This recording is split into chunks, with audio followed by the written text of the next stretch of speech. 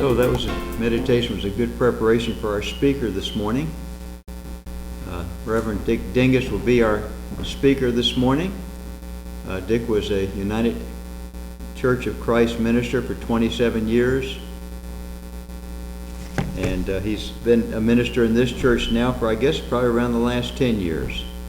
And he has a very exciting talk planned for us today about earth changes.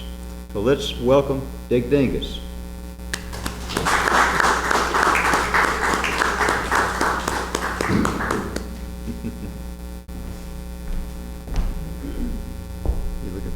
Yeah.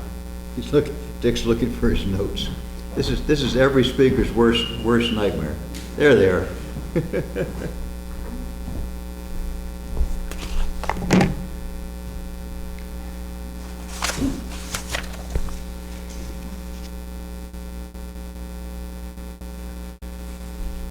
Take off my mask. This morning I am addressing two audiences. I'd like to begin with the reading of two scriptures. The first is from Paul's first letter to the Thessalonians. And I'm reading from the Living Bible. This is 1 Thessalonians chapter 4, beginning with the 13th verse. And now, dear brothers, I want you to know what happens to a Christian when he dies, so that when it happens, you will not be full of sorrow, as those are who have no hope.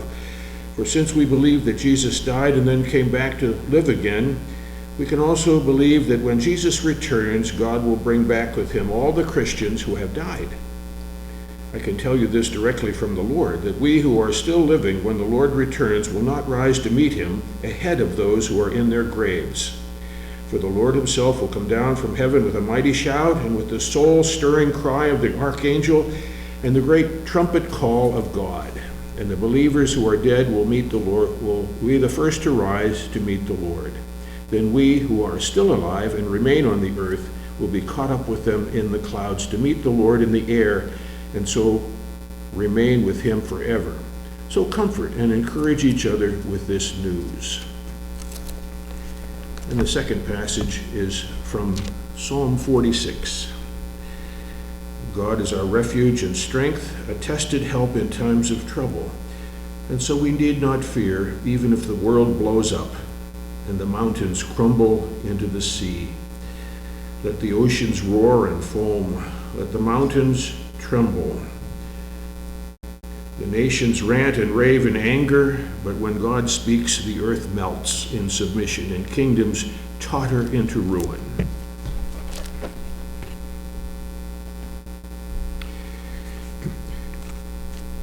The two audiences I'm addressing today in the sanctuary and over the internet include one that is traditional Christian. They look to Jesus and to the Bible to understand their relationship with God. And I understand this perspective. I came to my faith and was educated in it. And for 26 years I served churches that were orientated to this perspective. The other audience is persons who have found their religious and or spiritual orientation from other sources or in addition to the Bible. They also look to Jesus, but they explore to find truths in other religions, other religious texts, in near-death experience, A Course in Miracles, Conversations with God, Robert Monroe, Abraham Hicks, Edgar Cayce, Paul Solomon, Eastern gurus, even dreams and visions. New spirituality is a good name for this second perspective. I was of the first perspective. I am clearly of the second one now. This puts me in a unique position. I can speak to both audiences about what they share in common. And today I would like to share about what traditional Christians call the end times, and what those of new spirituality call earth changes. It's the same thing. When I am done speaking today, I hope that you'll be able to trust and embrace those of the other audience, knowing that we are all in this together. This is important because during the earth changes and after, we are going to be together to populate the world based on loving God and neighbor and being in harmony with nature. Now, let's start with the Bible. That's where I started in my spiritual search, and I felt that I came to master my understanding of the Bible before I began searching beyond it. That is the recommended pattern. Master your primary source and then explore beyond it. From the Bible, we turn to the writings of the Apostle Paul. He wrote to the Christians at Thessalonica. Now, I would not have you to be ignorant, brethren, he started. And then he wrote to describe features of the end times. Eschatology is the word used in religious educational institutions to describe the end times. And it comes from two Greek words, eschaton, which means end, and logos, which means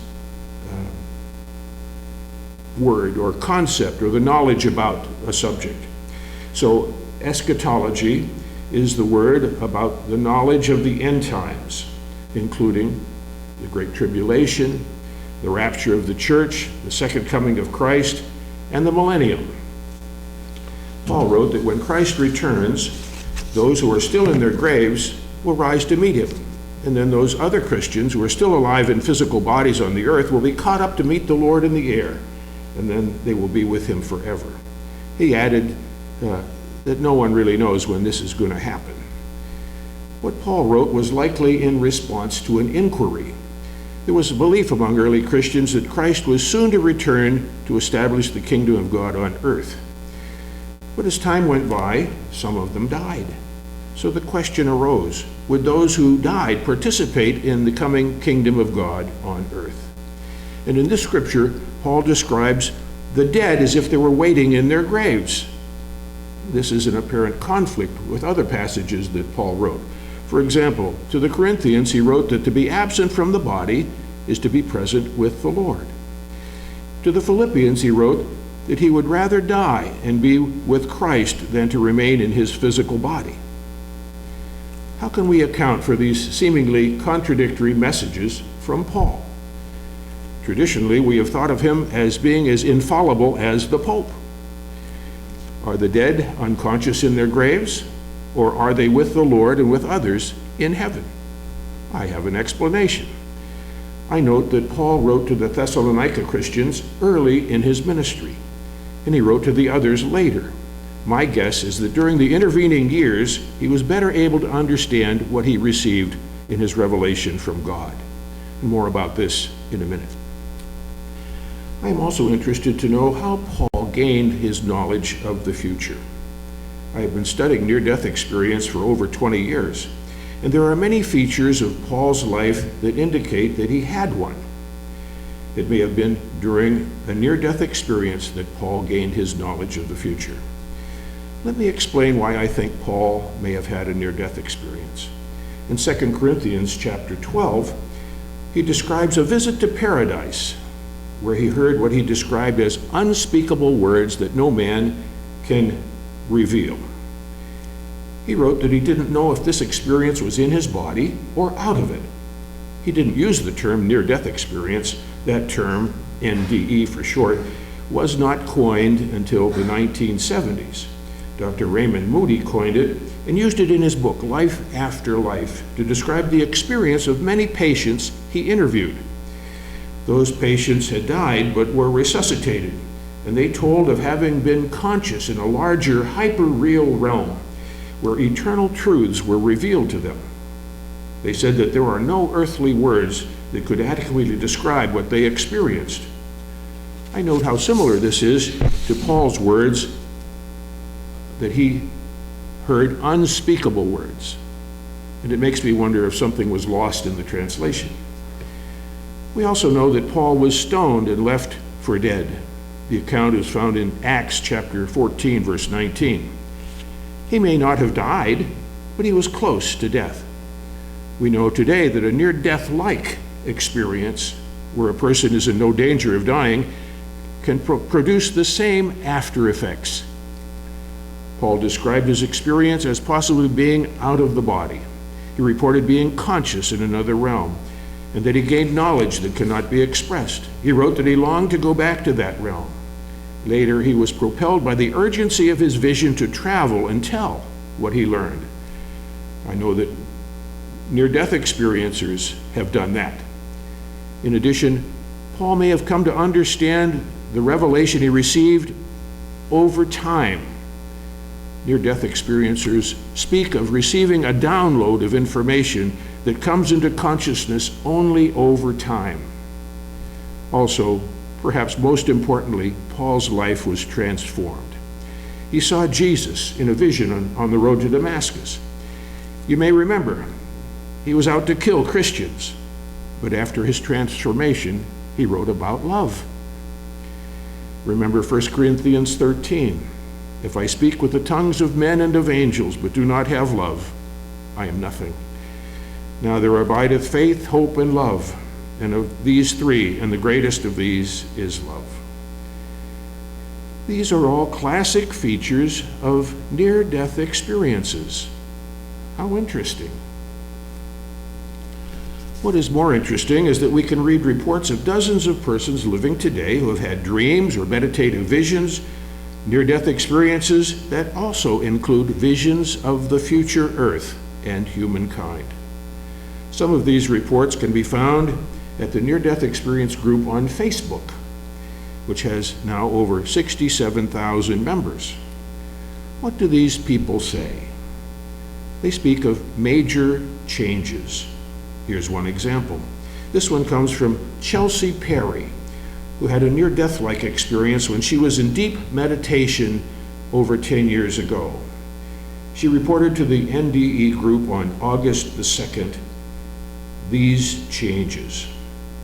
Yes, I saw a time of chaos, systems of the world collapsing, disease, famine, unrest, tyranny, financial collapse, weather events, and even a nuclear weapon being detonated.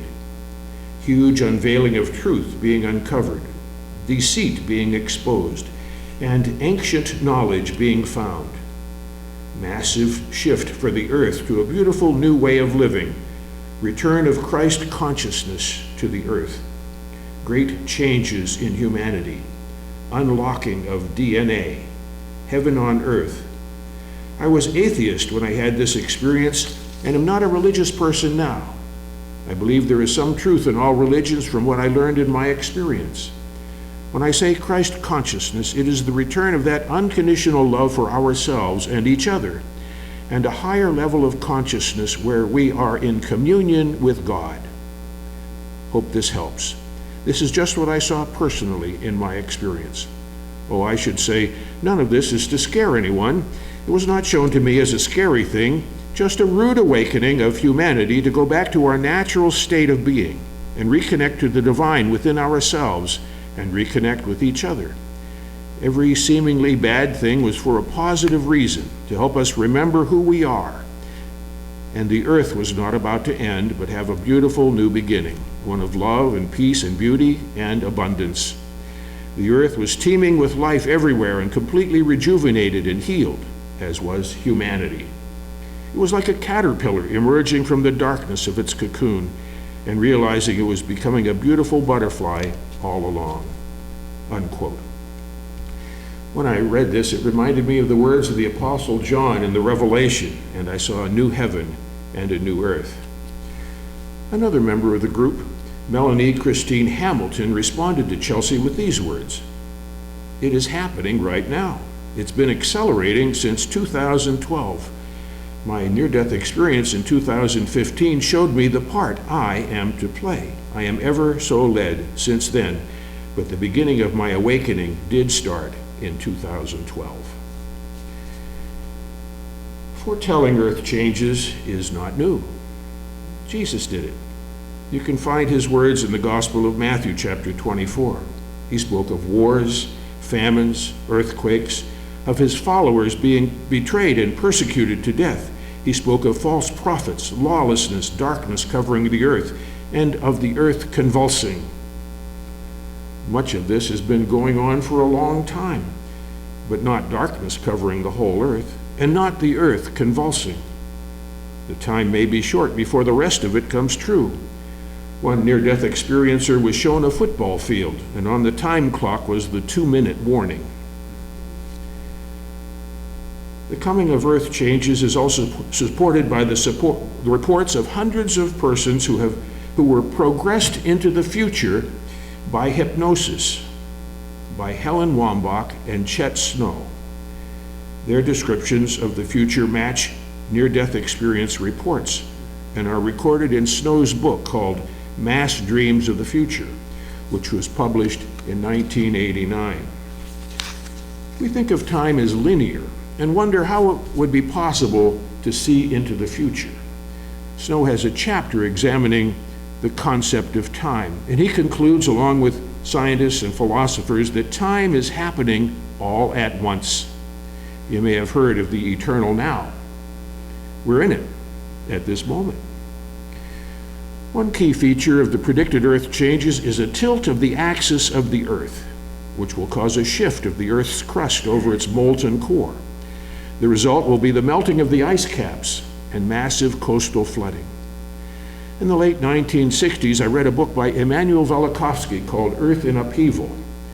In that book, he cited evidence from around the world that such a shifting of the Earth's crust has taken place in the past. His work was not esteemed by his contemporaries, but I remember a trip to a museum in Bermuda, where I saw a map of the history of the coastline of Bermuda. At some times in history, it was quite a bit smaller, and at other times, it was quite a bit larger. And when I saw this map, I remembered the words of Immanuel Velikovsky. I realized that such rising and falling of the ocean levels may be normal. Nevertheless, the messages of near-death experiencers indicate that human behavior will determine the severity of the coming changes. By the way, Einstein theorized that a shift in the Earth's axis could happen because of ice forming irregularly at the South Pole, which would affect the spin of the Earth. And over time, this would cause the Earth to wobble, and then for the crust of the Earth to shift. If the Earth's axis shifts, then the resulting scenario could be as seen in the visions: ocean waters washing over coastal areas, the breakup of land masses, some sinking under the water, some being submerged, others submerged lands rising to the surface. Gordon Michael Scaglione even has a map of what the Earth will look like after the Earth changes, and I brought a copy of it with me today. And I hope that I thought I would have a discussion group after the service. We usually meet over here, and I have a copy of that map. You could see it. Other features of the predicted Earth changes include volcanic activity, earthquakes, climate change, fires, social unrest, and economic collapse. According to many, it will be a cataclysm. The smoke and ash of the volcanoes will cause a period of darkness. Plants won't grow because of lack of sunshine. Famine will be widespread. A look around the world confirms what near-death experiencer Melanie wrote when she responded to Chelsea. The changes have already begun. Famines, fires, unprecedented social unrest. Alaska has been having many earthquakes lately, but this is apparently normal for Alaska. The west coast of South America has over a half dozen volcanoes, some of which are active. One prediction is for California to slide into the sea. I'm watching to see if the earthquakes and the volcanoes close in on California. There's a website, www.earthquakes.volcanosdiscover.com, where you can monitor daily earthquake and volcano activity. The message given to us is that the predicted Earth changes are a natural part of Earth's evolution, but are also influenced by human choices based on greed and disregard for other human life and for nature. We have polluted and poisoned Mother Earth. The Earth is a living being, and we have been killing her. We have misused her resources. We have been out of harmony with nature and have not responded to the needs of our fellow human beings. The coming changes are designed to cleanse the earth and renew the spirit of love. What will happen to the earth's population during this time? The message from many sources is that the earth's population will be drastically reduced. At Fatima, Our Lady told the children that up to 2/3 would die. 1/3 of humankind will be saved. Many Christians believe in a rapture in which the saved will be caught up to avoid the Great Tribulation. Of late, I've become informed of a different scenario. In a recent discussion among my peers, several dreams and visions were shared that saw ETs intervening to rescue people at the time of the earth changes. This scenario has people boarding UFOs for safety. This might be people suited to rebuild the earth after the dust settles. Then there will be human brotherhood, universal love, and world peace. According to the reports Snow gathered, many humans will continue in space, living aboard spacecraft orbiting the sun. Regarding the other 2/3 of humankind, they will only die physically. They will transition to spirit state and have life reviews. They will see how their actions affected the earth and will have the opportunity to make better choices in future lifetimes. It will be a mass education program. I know that these are foreign concepts to most mainline Christians and shocking information for people who have relied on the Bible alone for their truth. But I would not have you to be ignorant, brethren. And I use that term seriously, not lightly, because I believe that we're all children of God. The message for us is to know that we are safe, even if, as in Psalm 46, the world blows up and the mountains crumble into the sea. The target year for massive earth changes from several sources, including Edgar Cayce, was 1998. Obviously, since we're still here, it didn't happen. Kevin Williams explained in an article that he wrote that prophecy is intended as a warning and an opportunity to create a different future. We may have taken actions that have already created a different future. Those who have studied the Bible know well about the end times. The scenario I have given you today is an update from other sources than the Bible. Can we trust it? Does it matter? We are presented once again with the old truths, just from recent reports. If it's any comfort to you, Edgar Cayce said that the Virginia Beach area will be a safe zone. We have caused some of this, but we can change it. The future will change based on our current decisions and actions. Efforts have begun. The Harmonic Convergence celebration of 1987. The scheduling of an annual World Healing Day every December 31st, and Fire the Grid are examples of large group efforts to reverse the damage. In Fire the Grid, people were asked to engage for an hour in something they love to do and to give thanks to God and the earth for it. People were to do this at the same hour. The energy transferred to the earth during that hour was to rejuvenate an earth in failing health. Fire the Grid happened 3 times in the first decades of this century and again on July 19 of this year.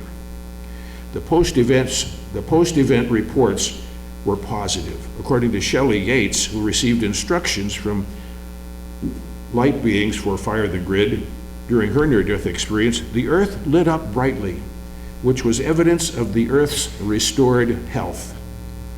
The next Fire the Grid event will take place in January of 2022, and you can find out more about it simply by Googling Fire the Grid. I would also like to mention the work of educational groups such as the International Association for Near-Death Studies and the websites of Dr. Jeffrey and Jody Long and of Kevin Williams, where they provide many other near-death experience reports about earth changes.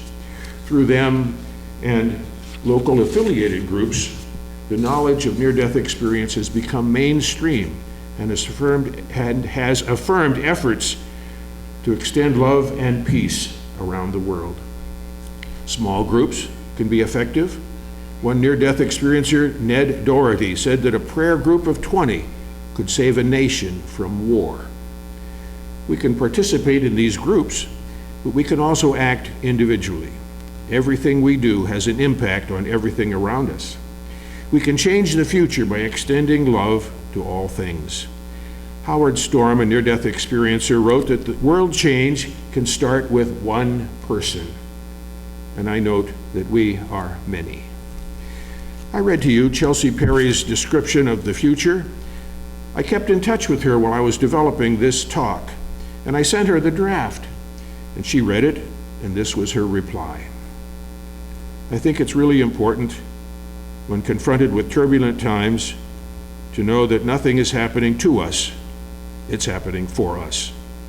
It is not punishment or judgment. That people realize this is part of our evolution as a species, to adapt and overcome so we will ultimately grow and learn and change to become better. Most species, when they evolve, while there's slow changes that happen, there was an external stressor that caused these things, these changes and developments. These external stressors coming are really to help us develop spiritually, to find the calm in the storm within ourselves, to teach us to trust in God again and trust in our own divinity to get through these times, a time where we can reclaim our connection with God.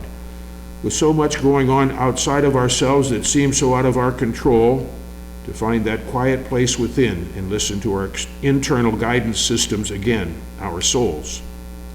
Because for too long we've been listening to everything outside of us and not connecting to ourselves and listening to the wisdom within our own souls. All the answers we seek are already within each of us, our soul, the spark of light and divinity within us, our direct communication to God. It's easy to trust in God when things are going well, but the true test of your faith is when everything appears to be falling apart. Will you still trust God then? Because if you do, you'll see that when you thought everything was falling apart, it was really making room for something far greater to come together. Unquote. In conclusion, I would not have you to be ignorant, brethren. I would that you know about earth changes that may be coming soon. In the words of Jesus, it will be like the pangs of a woman giving birth, through which a new earth will be born. Amen.